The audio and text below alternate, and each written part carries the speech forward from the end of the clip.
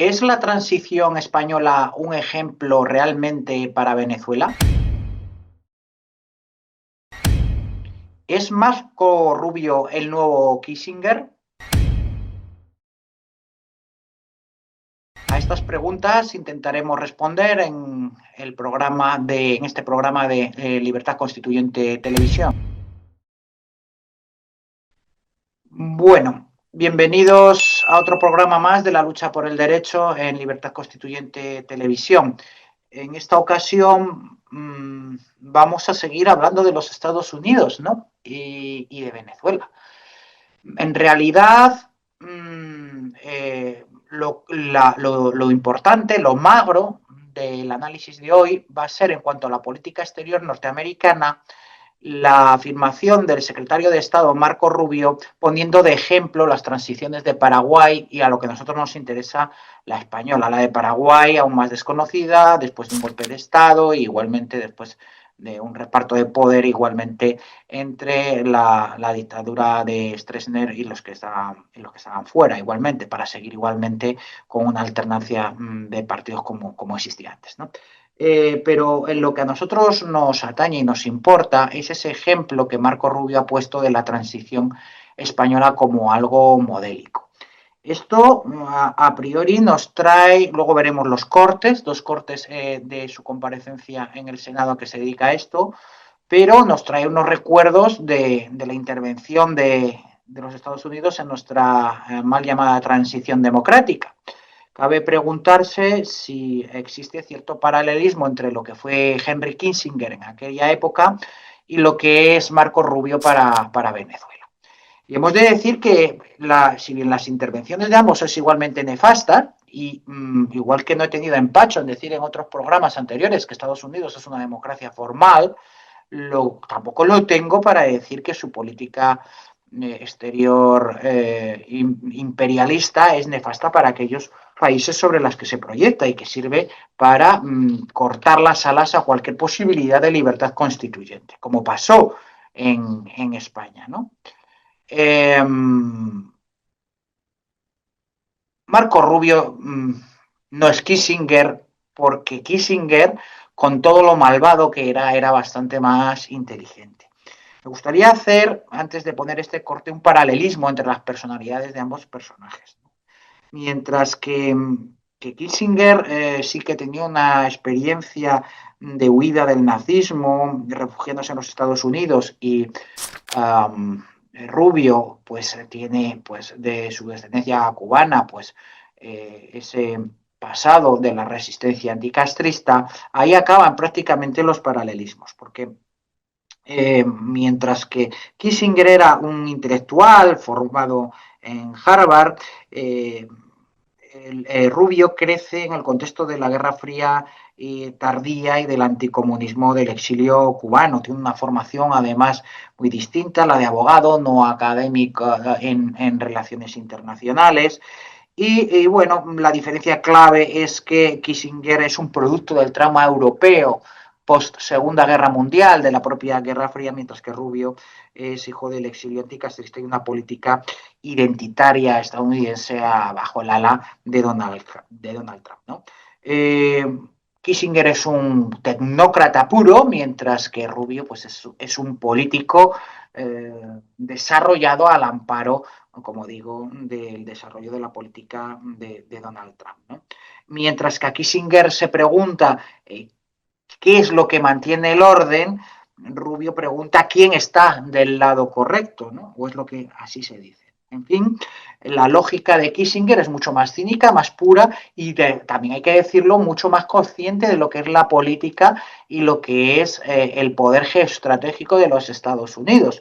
Es decir, es mucho más duro, pero se manifiesta en una realpolitik mucho más descarnada en el caso de Kissinger, ¿no? Para Kissinger, efectivamente, no intenta justificar en modo alguno la bondad del imperialismo norteamericano, sino que lo que hace es aplicarlo de la manera más dura y conveniente en cada momento, sin paños calientes. Esto es así, pero desde luego Kissinger es una persona mucho más inteligente que Marco Rubio, ¿no? En España, Kissinger fue decisivo para cortar cualquier tipo de aspiración a una libertad constituyente al amparo de los mismos intereses geoestratégicos que ahora Estados Unidos defiende en su patio trasero, en este caso en Venezuela, ¿no?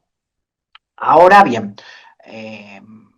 parece que lo que hace es rendir honores a la labor de Kissinger, Marco Rubio, ¿no? En la actualidad, en tanto que se suma a esa visión idílica de la transición española. En cuanto a ellos, en aquel momento sí que les resultó útil en esa política imperialista y que pretenden proyectar nuevamente en Venezuela, ¿no? Vamos a ver qué es lo que dice Marco Rubio al respecto de España y de esa modélica transición que nos quiere vender. Allí que no han parado. Ellos buscan expandir esas operaciones, no necesitan esas compañías. Entonces esas compañías eran un arreglo a corto plazo para un problema inmediato porque teníamos que impedir el colapso porque no tenían dinero para ingresos. Entonces, sobre Delcy Rodríguez, esto no tiene precedentes. Podría ya hablar de otros lugares como España, Paraguay, lugares en donde hubo una transición de un régimen autocrático a un régimen democrático. Y eso tomó tiempo. No puedo darle un tiempo, no puede tomar por siempre. No han pasado siquiera 4 semanas. Bueno, acabamos de ver las palabras, oír, mejor dicho, las palabras de Rubio, pues diciendo que poco más o menos en España se pasó de un sistema autocrático a una democracia. Pero ¿tiene algo que ver el sistema organizativo, institucional, de separación de poderes, de representación que tenemos en España con la que existe en los propios Estados Unidos? O, por ejemplo, con el sistema de representación que existe en Francia, aunque allí no haya una separación de poderes por el semipresidencialismo, de tal manera que el presidente de la República no puede designar libremente si no es con el aval de la Asamblea a su propio gobierno. No tiene nada que ver. Decir que la transición española es un modelo para Venezuela es no entender o intentar engañarnos, que es peor, respecto a lo que es el devenir de la historia y de la política. Es repetir una narrativa conveniente a las potencias que buscan justificar, o por parte de las potencias que buscan justificar sus intervenciones y direcciones de régimen bajo el paraguas de una falsa liberación democrática. Pretender que un pueblo que hoy lucha por la libertad bajo una opresión interna y una intervención externa, siga un guión histórico que consagró en España la oligarquía de partidos, es desde luego un insulto a la dignidad política de todos los venezolanos. Los Estados Unidos, como digo, con Kissinger a la cabeza, lo que hicieron fue instalar un Estado conveniente, abortando un régimen de poder, abortando cualquier peligro de revolución social, como apuntó en Portugal, respecto particularmente el control a través de la socialdemocracia alemana y su reflejo español con Felipe González, abortando o reconduciendo la amenaza comunista. Lo último que querían en aquel entonces los Estados Unidos era tener un país satélite o filocomunista en la punta de la Europa occidental, ¿no? Esto es así, ¿no? Dicha constatación, como digo, en el cinismo de Kissinger, intenta encontrar una base de, digamos, paraguas de las libertades individuales en el propio quehacer de los Estados Unidos actualmente en Venezuela. La diferencia únicamente es que Kissinger lo que hacía, y como antes decía, operaba con la lógica del realismo del poder, no de la propaganda de la transición española, que es lo que ahora mismo está haciendo Marco Rubio. Kissinger ni siquiera nos quería convencer de que se estaba exportando la libertad política. Rubio lo que hace ahora es pretendernos hacer creer que la libertad política puede surgir sin libertad constituyente de la tutela con un guión prefabricado y del reparto del poder entre élites que nos está comentando siempre, y también lo pone descarnadamente, eso sí, en esta comparecencia ante el Senado, en base a unos intereses económicos petrolíferos y de los recursos naturales de Venezuela. ¿no? Y yo entiendo que o bien Rubio no entiende el significado real de aquello que está diciendo, o lo que es peor, que es lo que realmente creo, es que se está intentando perpetuar el, eh, el común enseñar al mundo que en España ha existido una transición ejemplar, cuando lo que ha habido ha sido el paso de un régimen autocrático, de una dictadura, de un partido único en el Estado y de un sindicato único en el Estado, a la oligarquía de varios partidos en el Estado que se reparten el poder.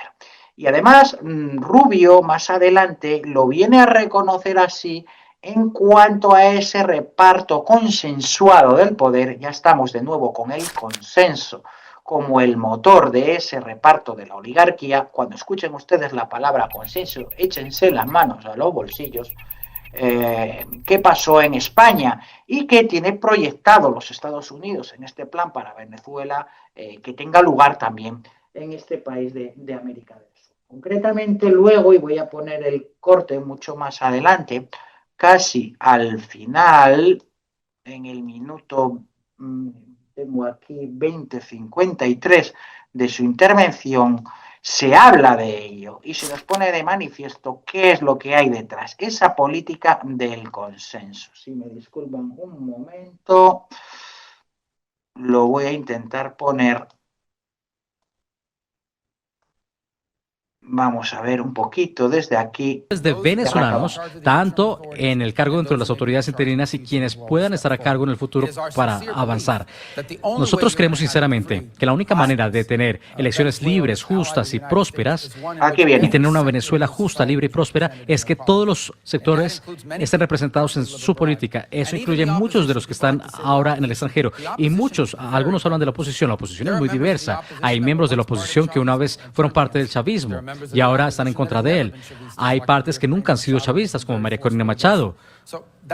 Entonces, ese sector amplio debe estar representado también. Entonces, hay que tener un proceso de reconciliación interna que permita que estas voces comiencen a participar y ejercer su vida política en ese país. Y esto nos lleve a un país, en definitiva, donde todos los elementos de la sociedad estén representados en su política. Y miren, hay un porcentaje de la población venezolana, no sé cuál es la cifra, ya sea 15 o 20, que quizá no les guste Maduro, pero aún están comprometidos con una ideología chavista y estarán representados en esa plataforma también. Quizá no ganen elecciones, pero estarán involucrados. Eso dependerá del pueblo venezolano. Pero bien, pues como con Franco, ¿o es que acaso cuando Franco muere no había una parte de la población que estaba comprometida y apoyaba el régimen de Franco? Exactamente igual que ahora. El engaño que Marco Rubio intenta ahora introducir de nuevo, ahora en Venezuela, como con Kissinger se hizo en su momento en España, es pretender que haya elecciones sin haber libertad constituyente antes. Es decir, haber elecciones sin haberse determinado primero la forma de Estado y la forma de gobierno. Primero es la libertad política y después son las elecciones. No al revés, que fue lo que pasó precisamente en España y lo que se quiere repetir en Venezuela. Un reparto del poder con unas elecciones en las que las oligarquías políticas, las que están ahora mismo en el poder, en el machito, y las que están fuera, lleguen a un acuerdo y a un consenso en la que no pierda ninguno, que eso es, al fin y al cabo, el consenso.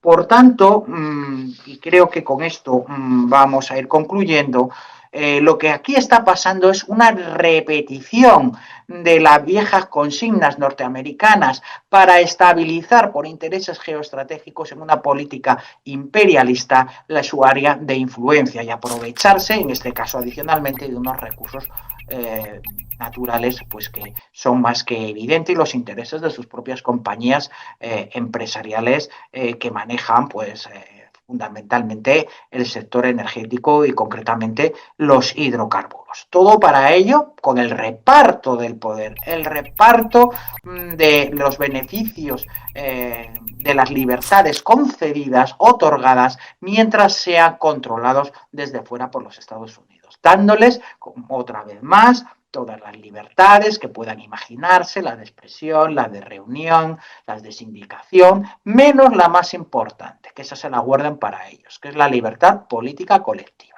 Primero, antes que elecciones, tiene que existir libertad política. Y eso no puede existir sin un periodo no constituyente, porque periodo constituyente es todo cambio, sino con un periodo de libertad constituyente, con unas cortes constituyentes que hagan una constitución de verdad, que se pueda conducir después de una información pública de al menos 6 meses, un año, a un resultado para elegir en referéndum no plebiscitario, es decir, no ratificador, no decir sí o no, entre la forma de Estado y la forma de gobierno, entre lo que había antes, o hacer volver a un sistema, a un régimen reaccionario, que era como lo que existía antes de Maduro, o llegar a una verdadera libertad constituyente que desemboque en la libertad política, con separación de poderes y representación. Claro que eso para Estados Unidos tiene un peligro notable, como es la imposibilidad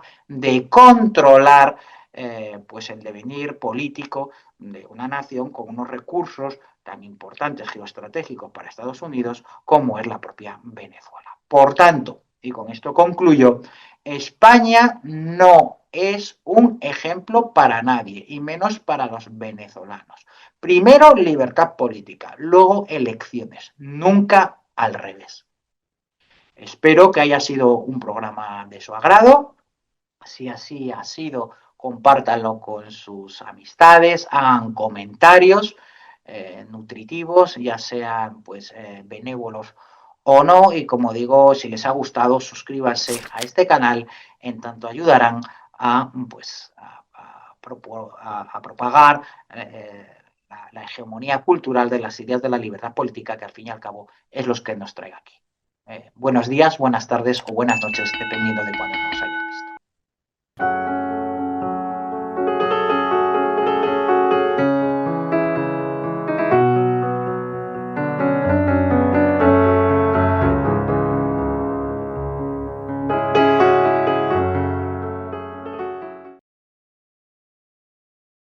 Venezolanos. Primero, libertad política, luego elecciones, nunca al revés. Espero que haya sido un programa de su agrado. Si así ha sido, compártanlo con sus amistades, hagan comentarios nutritivos, ya sean pues benévolos o no. Y como digo, si les ha gustado, suscríbanse a este canal, en tanto ayudarán a, pues, a propagar la hegemonía cultural de las ideas de la libertad política, que al fin y al cabo es lo que nos trae aquí. Buenos días, buenas tardes o buenas noches, dependiendo de cuándo nos hayan visto.